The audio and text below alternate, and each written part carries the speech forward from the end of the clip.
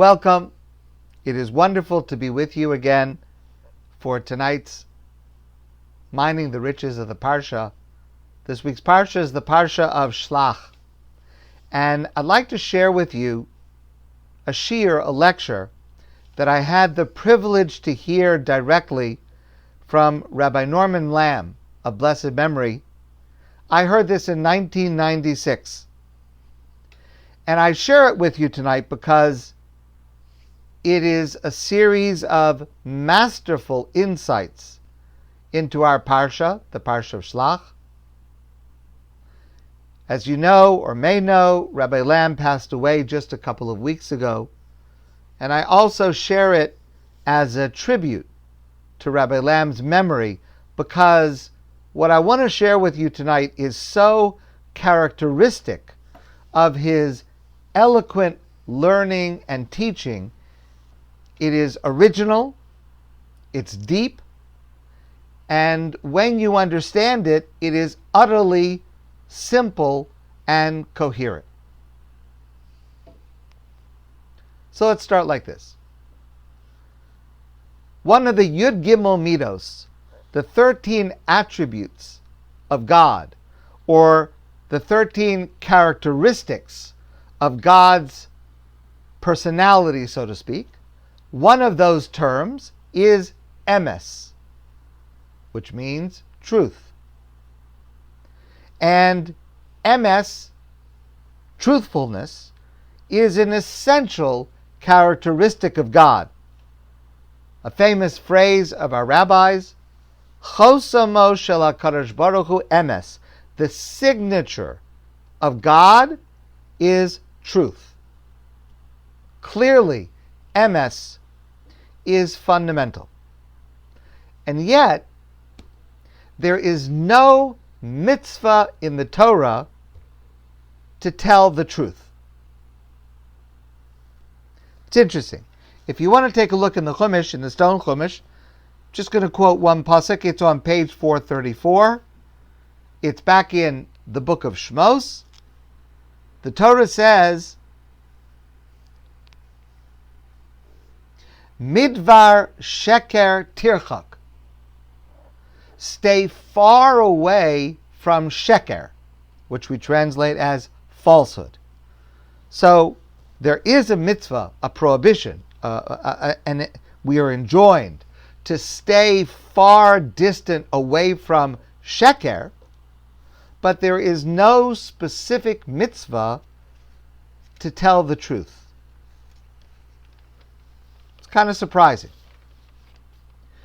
And in order to understand why that is, let's start by asking a question on our Parsha. And if you want to turn in the stone Chumash to page 798. If you happen to have the stone Chumash with you and you want to turn to the pages, page 798, it's not necessary. I will read the sources, the psukim. Page 798, it's Bamidbar, chapter Yud Gimel 13, starting right at the top of the page, Pasuk Aleph, the beginning of our Parsha, Vayedaber Hashem el Moshe lemar. God says to Moshe the following words, Shlach lecha anoshim, send a group of men, V'yasuru es Eretz Canaan, and they will spy out the land of Canaan, Asher ani nosein livnei Yisrael, that I have promised to give to the Jewish people. Okay. What are they supposed to do while they are spying out the land? Well, Moshe instructs them very clearly, near the bottom of the page. Vayishlachos Moshe lasur es Eretz Canaan. Moshe sent these 12 designated men, a representative of each of the 12 tribes, and he said to them, Vayomer aleim, and he said to them, travel from the north to the south, see the land, see the people that live there, whether there are a lot of people or a few people, Umah ha'aretz, look at the land, Asher hu yosheba, is it a good land, is it not a good land? And the cities, are they fortified, are they not so fortified? And the earth, the produce, the fruits and vegetables, is it abundant? Is it plentiful? Those are the questions.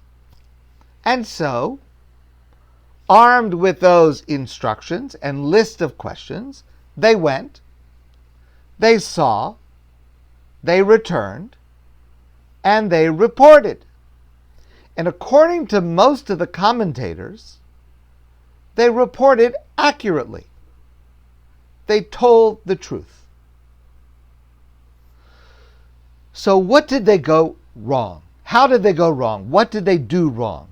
Why is it that their report caused such hysteria among the Jewish people? Why did it cause God to be so angry with the Jewish people and lead to a decree that the Jewish people were destined to wander in the desert for 40 years before entering the land of Israel? If it was true, why was it so bad? So Rabbi Lamm starts by analyzing a passage in the Talmud. It's a passage in the Gemara Masechta Shabbos. And the Talmud, fascinating passage, the Talmud is analyzing the deeper meaning behind each of the letters of the Aleph base. Now, by the way, this is a relatively short passage in the Talmud, but there's a book. So let me show this to you. There is a book, and it's called The Wisdom of the Hebrew Alphabet. It's an art scroll book. It's a wonderful book, and it's much more extensive, that analyzes the significance and the symbolism and the lessons behind each of the letters of the Aleph base, but it's primarily based on the original text of this text in the Talmud. And the Talmud is analyzing the letters, number one, based on the shape of the letters, and number two, based on the letters that are used to make up the names of every letter. So, like there's a word Aleph. Well, there are letters Aleph, Lamed, final Pei. Those are the letters that make up the word Aleph, which is the first letter. And the Talmud wants to discuss at this point two letters. The letter Shin, which is near the end of the Aleph base, and the letter Taf, which is the last letter of the Aleph base. And the Talmud says, Shin Sheker. Shin represents Sheker, which means false. The word Sheker starts with the letter Shin. And Tav stands for Emes, Emet, because the last letter of the word Emes is Taf, the last letter. So maybe this will make it a little easier. I wish I could do this in a more fancy way. But if you see here, is it showing up right or is it showing up backwards? It's right. Okay. So you see here in Hebrew, and if you don't read it, don't worry about it. But we have here the word Emes and the word Sheker. So here's what the Talmud says. The Talmud says, My taima Sheker makar v'mile. Why is it that the letters of the word Sheker are all close together? Sheker is formed by three letters, Shin, Kuf, Resh. All three of them are next to each other, adjacent at the end of the alphabet, the Aleph base. And Emes, the word Emes, is Aleph at the very beginning, Mem, which is in the middle, and Taf, which is at the end. So the letters of the word Sheker, which means false, are grouped together, whereas the letters of the word Emes are spread apart.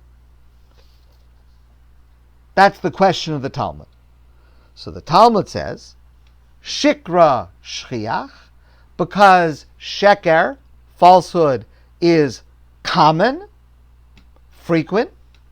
Emes, kushta, truth, lo shchiach, is not so common. It's not so frequent. Then the Talmud says, Umay timer shikra acharakare koi. Why is it that the word sheker, all three letters rest on a single leg, and the emes malabin lubune, but the word emes, the letters are standing flat? So again, let me show you what it is. So sheker, shin, kuf, reish. If you look at the bottom, as if it's a three-dimensional object that is standing up, well, the shin is standing on a point. The kuf is standing on a point. The reish is standing on a point. If you could imagine it was a three-dimensional object, it would be very easy to tip over. But the word emes is just the opposite. Aleph has this horizontal base. Mem has this long horizontal base. Taf has these two legs that stand up securely and straight. So the Talmud asks, why is the word sheker wobbly and the word emes is like a row of bricks? It's stable, it's secure. So the Talmud says, kushta koi, because truth stands, it is established, and shikra lokoi, shikra is not established. It will not endure.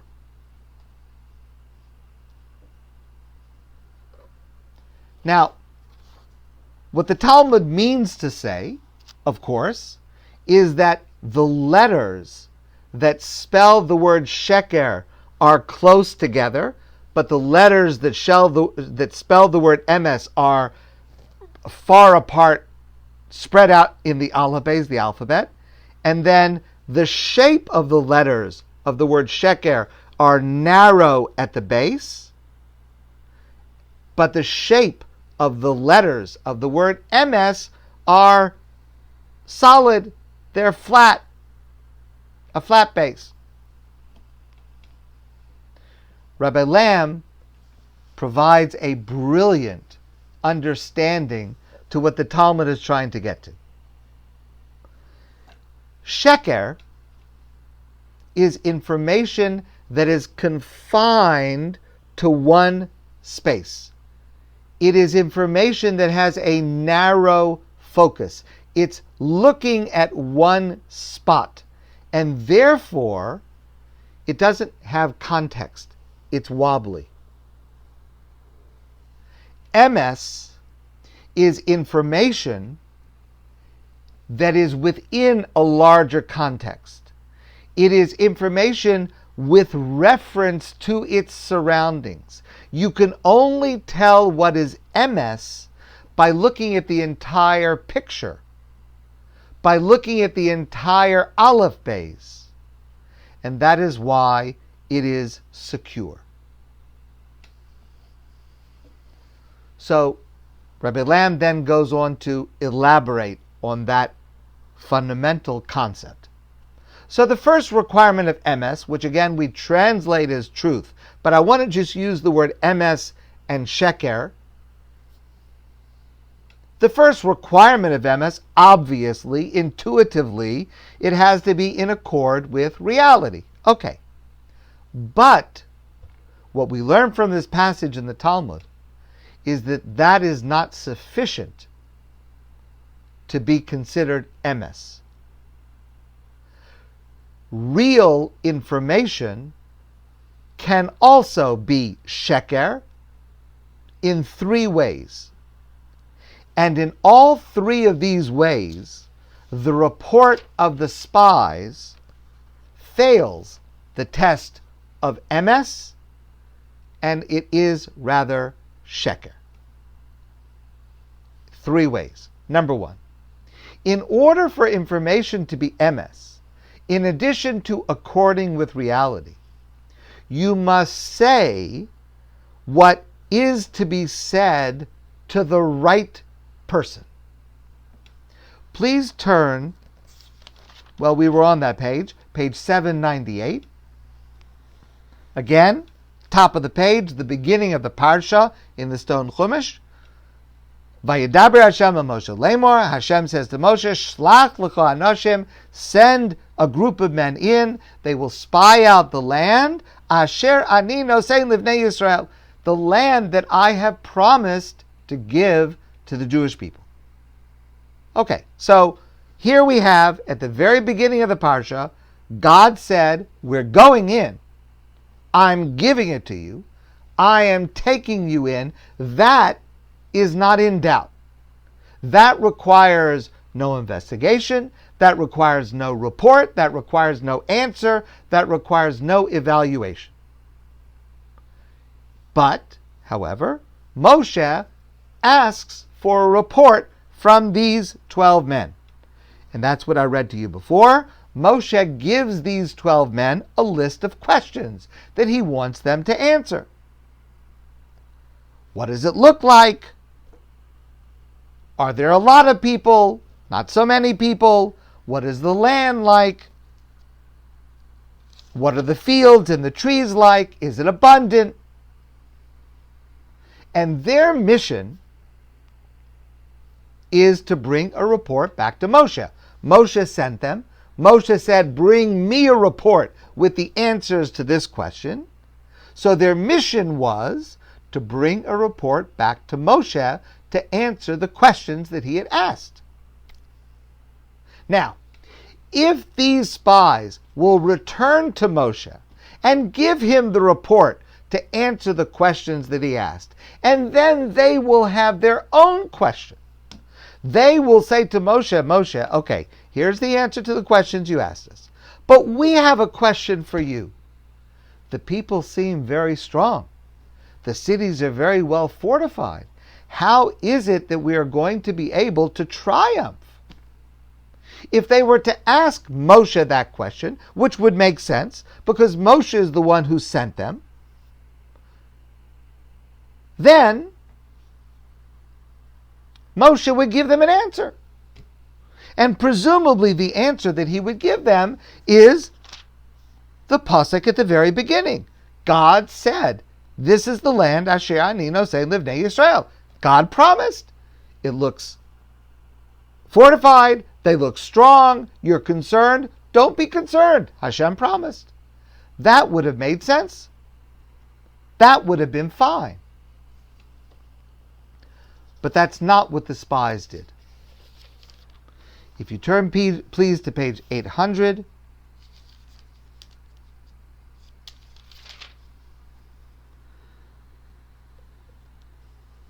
When the spies came back with their report, Pasuk Chavav 26, near the bottom of page 800 in the stone Chumash, when the spies came back, Vayelchu vayavo el Moshe ve'el Aharon ve'el kol hadas b'nei Yisrael el midbar paron kadesha.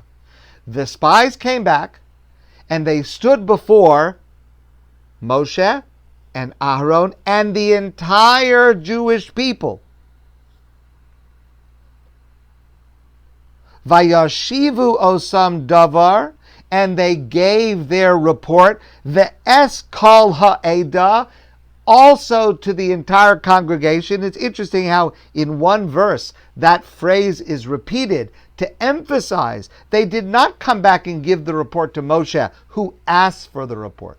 They came back and gave the report to Moshe and to Aaron and to the entire Jewish people.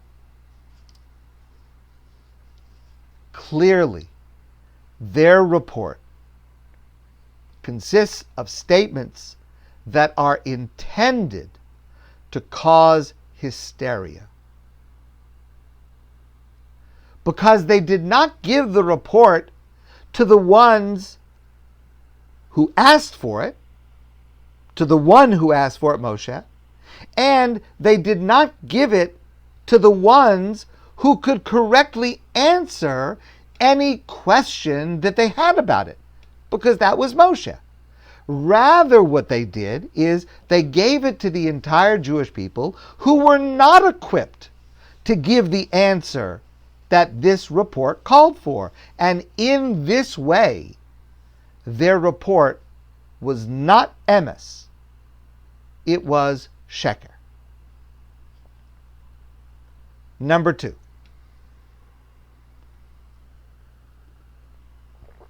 In order for words to be emes, what you say has to be told in a way that listeners will be able to respond effectively.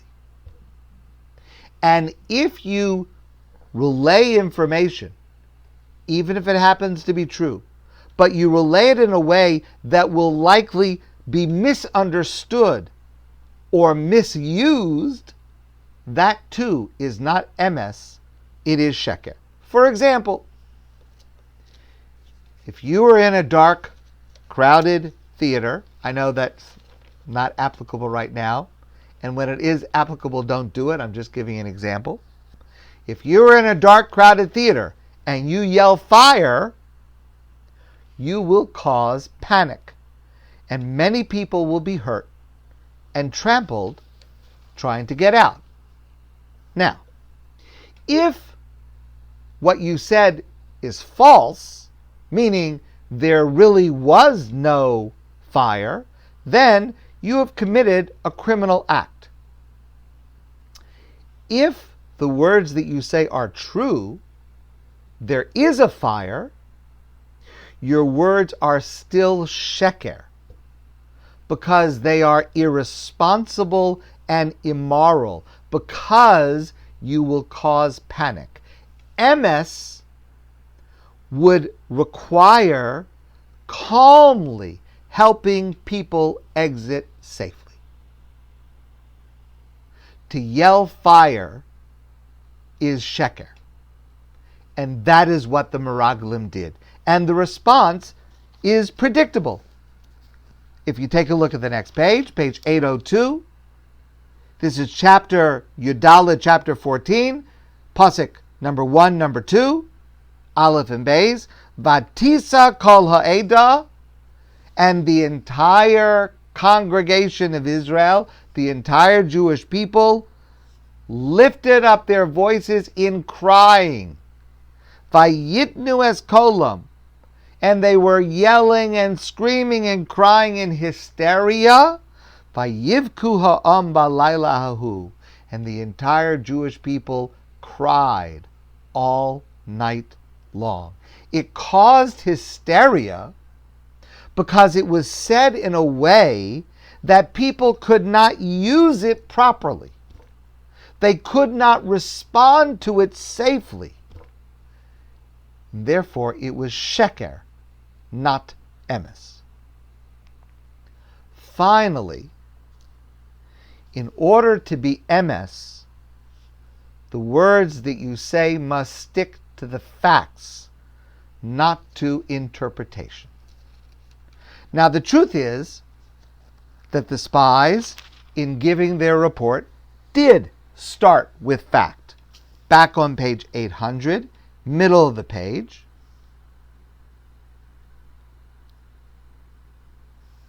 bottom of the page, they started with a factual report. Pasuk Chav Zayin, number 27. Again, they came in front of Moshe and Aaron and the entire Jewish people, right? That's the second point. Vaisapru lo vayomru, and they told the following story. Banu el haaretz asher shlachtanu. We went to the land that you sent us to.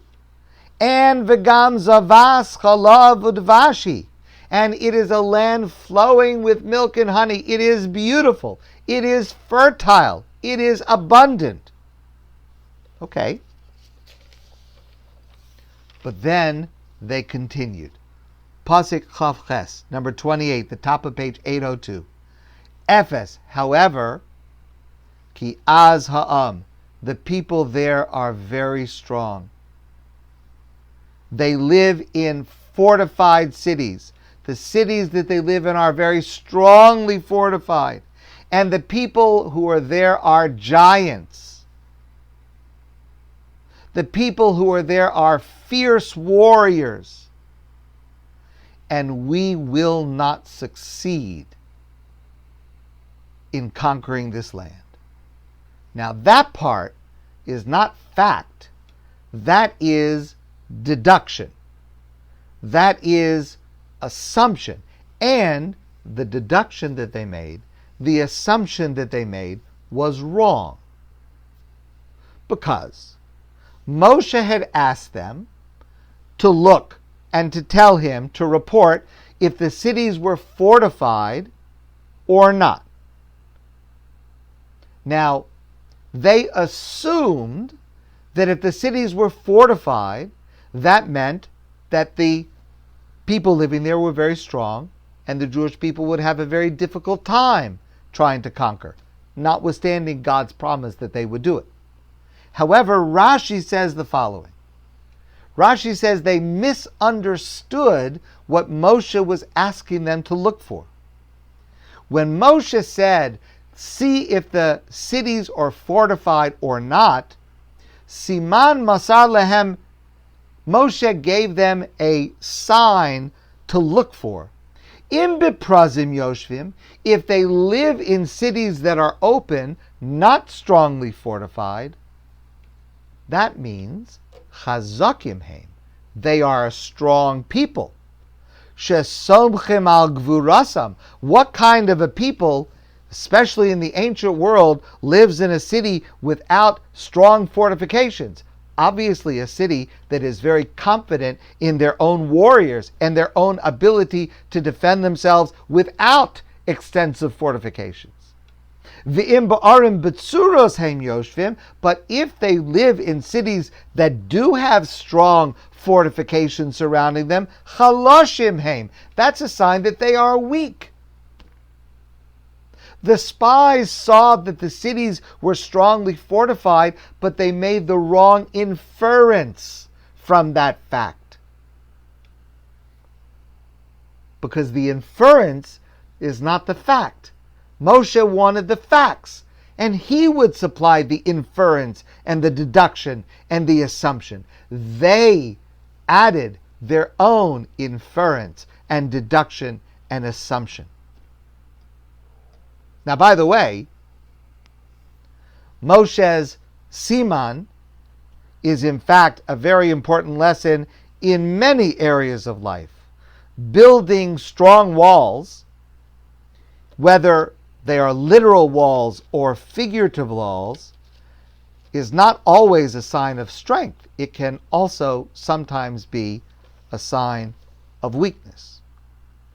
Okay, but the problem is they reported the facts, but they extended their report to include the deduction, and it was the wrong deduction. That is sheker, not emes.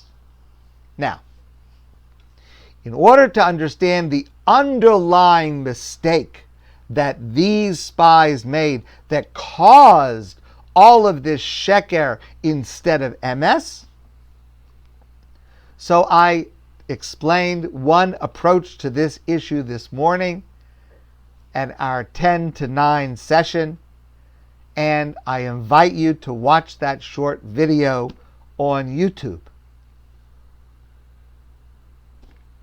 But that is the reason, says Rabbi Lamm, that there is no specific mitzvah in the Torah to tell the truth. Because the difference between emes and sheker is too easily misunderstood. The nature of emes is much more than simply saying something that accords with the facts. And that's why the emphasis of the mitzvah is midvar sheker tirchak. Stay far away from sheker. Because all of these other requirements go into making something actually emes. And this is a very important and practical lesson for every one of us.